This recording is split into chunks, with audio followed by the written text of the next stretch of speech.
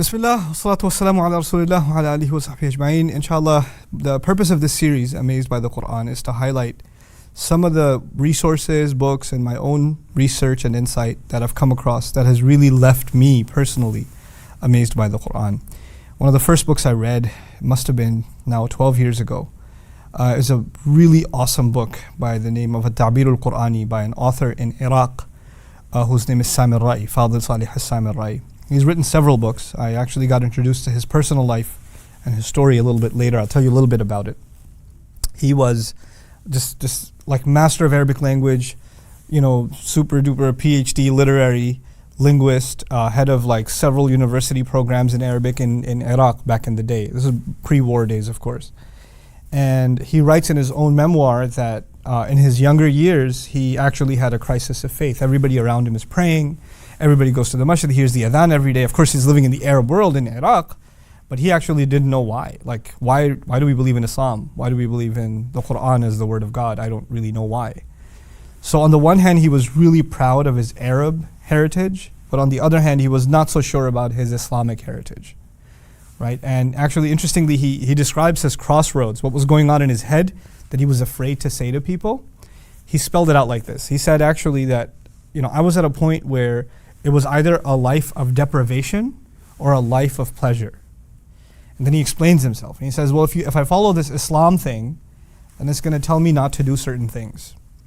Things that I really want to do, or whatever I want to eat, whatever I want to drink, whatever I want to do, wherever I want to go. That's no longer the case. It's going to put some blocks in my path. And if I don't listen to this Islam thing and I just do whatever I want, there's this life of freedom. And I'm not going to be young forever. I'm going to die eventually. So these years of youth that I have, I want to be able to get the most out of them in life. And it seems as though if I pick the path of Islam, it's going to block those pleasures from me. Now he says, well, but I still, because this is part of my heritage, people all around me believe this stuff, I want to be able to justify to myself, I don't want to be able to say to myself, I picked the path of pleasure only because it's the path of pleasure. I want to be able to justify to myself that I abandoned the heritage of my family, the people around me. I abandoned this faith tradition on good intellectual grounds. So he says he decided to study the Quran critically, on his own. I'm going to just read this book on my own. And by the way, already like a super genius in Arabic, right? And he's interested in really defining and refining his craft in the Arabic language, again, because he's super proud of his Arab heritage. Like, he's very proud of being Arab, right? So he does this critical study. And the more he does this critical study, the more he becomes convinced that this is not the product of human creativity. He comes to the conclusion, he gets in himself, an Arab gets amazed by the Arabic Quran and says to himself, this can only be divine. He furthers his Arabic studies, he furthers his Quran studies. And he starts writing several books. Actually, the memoir I'm talking about, this journey of his youth, is actually in the intro to one of his books called Nubuwatu Muhammad bin ash-Shakk ila al-Yaqeen, the prophethood of Muhammad sallallahu alaihi wasallam, my journey from doubt to conviction, right? Which is a really beautiful title. And he basically describes, look, this is the journey I was going through myself.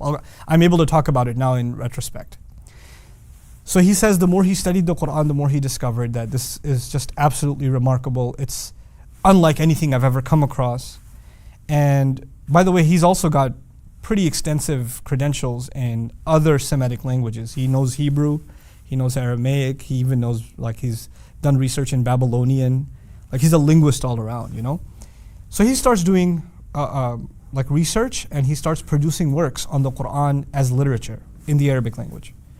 And even though that's a subject of interest of Muslims for thousands of years, 1,500 years of a legacy of studying the Quran linguistically, he's bringing a fresh angle to it because he didn't come from a traditional Islamic studies background. He didn't study the standard books that give you a certain mindset and then you approach the subject. He's actually coming at it totally from, I just love Arabic and now I'm into Quran studies. So even though he developed and furthered his Quran studies, he brought a fresh eye to the subject. So this is one of the first books I read from him, Al-Qur'ani, which actually means the Qur'an's style of expression, how the Qur'an expresses itself. And the more I went through this book personally, the more I realized, man, there's so much stuff in the Qur'an that is when you translate it, you totally miss it. It's like just not there. And if you just saw what's going on in the Arabic, you'd be just amazed. And so this inspired what's going to be this weekly series. What I'm going to try to do in this series, inshallah, is I'm going to try to take from these kinds of works. At-Ta'bir is one of them for sure. There are others like it from this author and other authors, right, that have literally just written books about what amazes them about the Qur'an. That's all they've done. And much of this is in the Arabic language.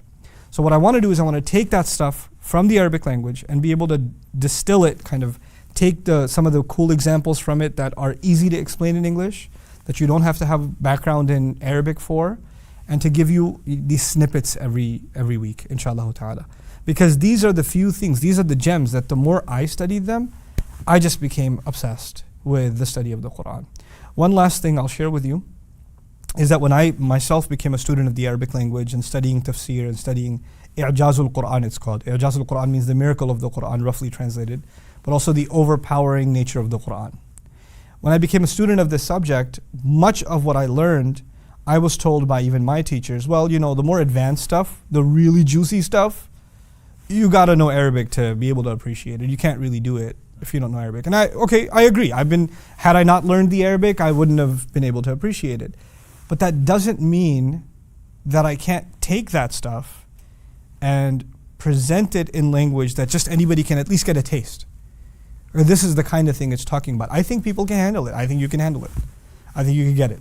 If I could my job is to try to make it accessible, but I think it can be made accessible enough that you can appreciate it.